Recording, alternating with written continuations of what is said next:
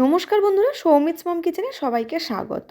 আজকে দারুণ একটা পিঠের রেসিপি নিয়ে চলে এসেছি। শীতকালে কিন্তু সব বাড়িতেই টুকটাক পিঠে হয়ে থাকে, আর দুধ পুলি তো সব বাড়িতেই হয়। আর দুধ পুলি খেতে কিন্তু পছন্দ করে না এরকম খুব কম লোকই আছে। খেজুরের গুড় দিয়ে কিভাবে দুধ পুলি বানালে দুধ একটুও কেটে যাবে না এবং নরম তুলতুলে হবে, সেটাই আমি আপনাদের সাথে শেয়ার করব। খেজুরের গুড় দিয়ে পুড়ে ঠাসা নরম দুধ পুলি একবার এইভাবে বাড়িতে বানিয়ে দেখতে পারেন। খেতে ভীষণই ভালো হয়। আর খেয়ে কেমন লাগলো অবশ্যই আমাকে কমেন্ট করে জানাতে ভুলবেন না। চলুন রেসিপিটা শুরু করা যাক। ওভেনে একটা কড়া বসিয়ে দিয়েছি, আর এক বাটি নিয়ে নিয়েছি কোরানো নারকেল। নারকেলটা আগে থেকে কুড়িয়ে নিয়েছিলাম, আর আমি একটা বাটি মেপে নারকেলটাকে নিয়ে নিয়েছি। আর ওই বাটিরই হাফ বাটি আমি দিয়ে দেব খেজুরের গুড়। আপনারা চাইলে এখানে চিনিও ব্যবহার করতে পারেন, কিন্তু খেজুরের গুড় দিলে খেতে বেশ ভালো হয় আর ফ্লেভারটাও কিন্তু খুব ভালো আসে, তাই আমি এখানে খেজুরের গুড় ব্যবহার করেছি। খেজুরের গুড়টাকে দিয়ে খুব ভালো করে নারকেলের সাথে মিশিয়ে নিতে হবে।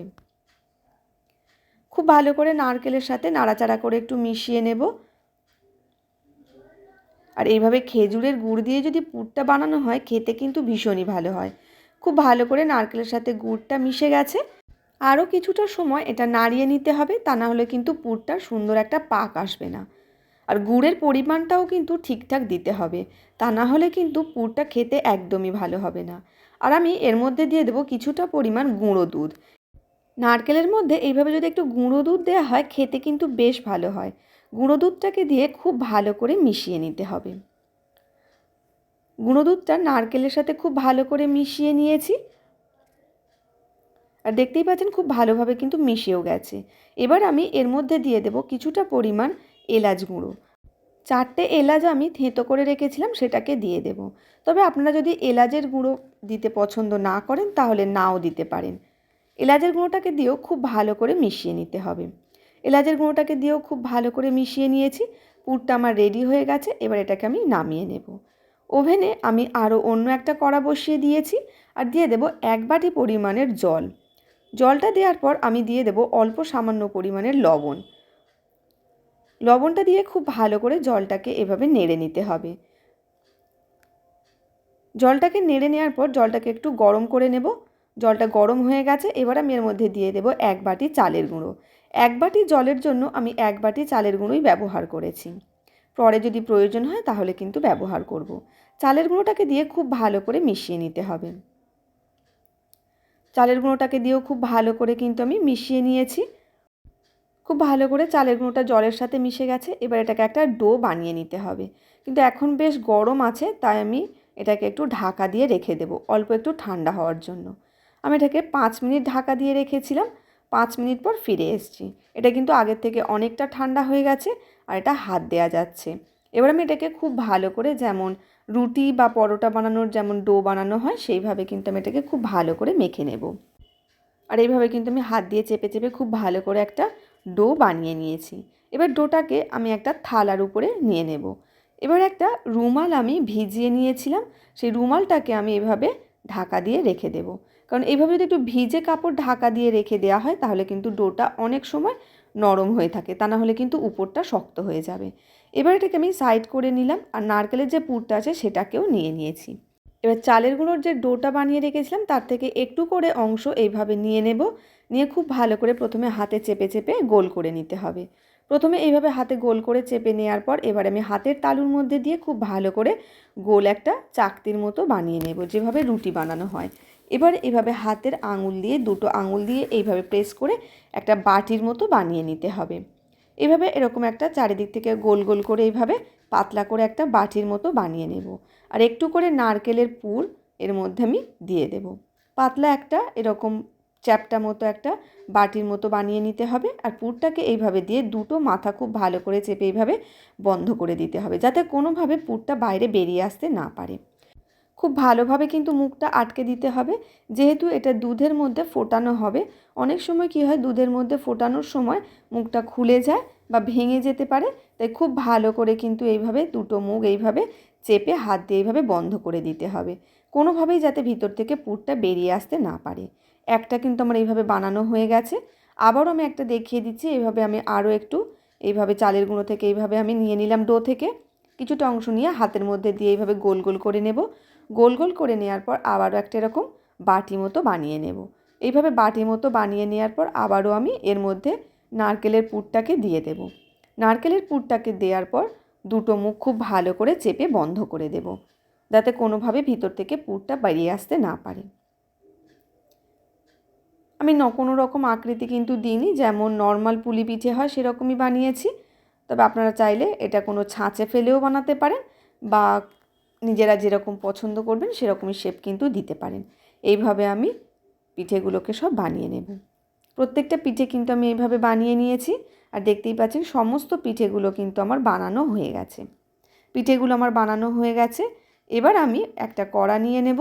কড়ার মধ্যে দিয়ে দেব আমি 500 গ্রাম দুধ। আমি এখানে হাফ লিটার দুধ নিয়েছি। আমি যতটা পরিমাণ চালের গুঁড়ো নিয়েছি তার জন্য কিন্তু 500 গ্রাম দুধই যথেষ্ট। দুধটা এবার গরম করে নিতে হবে। দুধটা হালকা গরম হয়ে গেলেই আমি এর মধ্যে দিয়ে দেব কিছুটা পরিমাণ গুঁড়ো দুধ।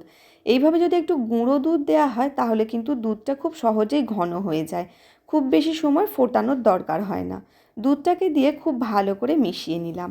আর এইভাবে যদি একটু গুঁড়ো দুধ দেওয়া হয় খেতেও কিন্তু বেশ ভালো হয়। গুঁড়ো দুধটাকে দিয়ে খুব ভালো করে মিশিয়ে নিয়েছি। খুব ভালো করে মিশে যাওয়ার পর আমি এবার এটাকে খুব ভালো করে ফুটিয়ে নেব। আর দুধটা ফোটানোর সময় এইভাবে কিন্তু অনবরত নাড়াচাড়া করতে হবে, তা না হলে কিন্তু নিচে লেগে যেতে পারে। আর দুধটা খুব ভালোভাবে ফুটে গেছে। এবার 4টে এলাচ আমি এইভাবে ফাটিয়ে রেখেছিলাম, এলাচটাকে দিয়ে দিলাম। দিয়ে খুব ভালো করে আমি ফুটিয়ে নেব দুধটাকে। দুধটাকে ফুটিয়ে নেওয়ার পর অল্প একটু লবণ দিয়ে দিলাম। তবে লবণটা আপনারা চাইলে নাও দিতে পারেন, মিষ্টি খাবারে একটু কিন্তু লবণ দিলে খেতে ভালো হয়। তবে আপনারা যদি পছন্দ না করেন নাও দিতে পারেন। এবার দুধটা খুব ভালোভাবে ফুটতে শুরু করেছে আর অনেকটা ঘনও হয়ে গেছে। এবার আমি এর মধ্যে দিয়ে দেব পুলি পিঠেগুলো। যে পুলি পিঠেগুলো আমি বানিয়ে রেখেছিলাম সেগুলোকে দুধের মধ্যে দিয়ে দেব। দিয়ে খুব ভালো করে এটাকে ফুটতে সময় দেব। পিঠেগুলো সব দেয়া হয়ে গেছে। এবার এটাকে হালকা হাতে নাড়িয়ে দেব। খুব বেশি জোরে কিন্তু নাড়াচাড়া করা যাবে না, তাহলে কিন্তু পিঠেগুলো ভেঙে যেতে পারে। হালকা হাতে এটাকে নাড়িয়ে দিলাম। এবার দুধটাও কিন্তু বেশ ফুটতে শুরু করেছে। দুধটা ফোটার পর কিন্তু আস্তে আস্তে পুলিগুলো ভাসতে শুরু করেছে। এইভাবে যখন দুধের উপর ভেসে উঠবে তাহলেই বুঝতে হবে পুলিগুলো খুব ভালোভাবে সিদ্ধ হয়ে গেছে। এবার আমি এর মধ্যে দিয়ে দেব খেজুরের গুড়। এইভাবে যদি শেষে খেজুরের গুড় দেওয়া হয় তাহলে কিন্তু দুধটা একদমই কেটে যাবে না। তবে আপনাদের কাছে যদি খেজুরের গুড় না থাকে তাহলে আপনারা চিনিও ব্যবহার করতে পারেন, কিন্তু খেজুরের গুড় দিলে খেতে বেশ ভালো হয়। গুড়টাকে দিয়ে দিলাম। গুড়টাকে দেওয়ার পর হালকা হাতে এটাকে নাড়াচাড়া করে নেব। নিয়ে খুব ভালো করে গুড়টাকে দুধের সাথে মিশিয়ে নেব।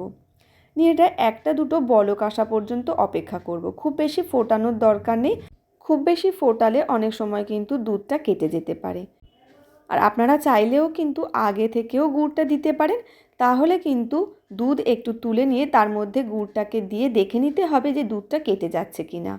খুব ভালো করে কিন্তু আমি গুড়টাকে মিশিয়ে নিয়েছি।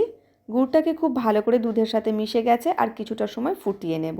আর দেখতেই পাচ্ছেন পিঠেগুলো কিন্তু সবই গোটা আছে, একটাও কিন্তু ভেঙে যায়নি। দুধ পুলিটা আমার রেডি হয়ে গেছে। এবার এটাকে আমি নামিয়ে রেখে দেব। দুধ পুলিটা আগের থেকে কিন্তু ঠান্ডা হয়ে গেছে অনেকটা। এবার আমি একটা বাটির মধ্যে এইভাবে সার্ভ করে নেব। আর দেখতেই পাচ্ছেন এটা কত লোভনীয় দেখতে হয়েছে। এটা দেখতে যত ভালো খেতে কিন্তু তার থেকে অনেক বেশি ভালো হয়। এই শীতে একবার হলেও কিন্তু আপনারা এইভাবে বানিয়ে দেখতে পারেন। আর সামনেই পৌষ সংক্রান্তি, সেই হিসেবে পৌষ সংক্রান্তির দিন কিন্তু আপনারা এইভাবে দুধ পুলিটা বানিয়ে দেখতে পারেন। খেতে ভীষণই ভালো হয়। আর খেয়ে কেমন লাগলো অবশ্যই কিন্তু আমাকে কমেন্ট করে জানাতে ভুলবেন না। আর রেসিপিটা ভালো লাগলে লাইক ও শেয়ার করার অনুরোধ রইল। আর নতুন বন্ধু হয়ে থাকলে চ্যানেলটাকে সাবস্ক্রাইব করে পাশের বেল বাটনটা প্রেস করার অনুরোধ রইল। এবার দুধ পুলিটাকেও আমি কেটে দেখিয়ে দিচ্ছি ভিতর থেকে কতটা নরম আর কতটা রসালো হয়েছে। আর দেখতেই পাচ্ছেন দুধ পুলিটা কিন্তু দেখতেও ভীষণ সুন্দর হয়েছে। এবার পুলি পিঠেটাকে আমি কেটে নিলাম। আর দেখতেই পাচ্ছেন ভিতর থেকে কিন্তু বেশ রসালো হয়েছে। আর এটা কিন্তু পুরে ঠাসা। আর এটা ভীষণই নরম হয়েছে। আর মুখে দিলেই কিন্তু মিলিয়ে যাবে। আশা করছি রেসিপিটা আপনাদের ভালো লাগবে। ভালো থাকবেন, সুস্থ থাকবেন। ধন্যবাদ।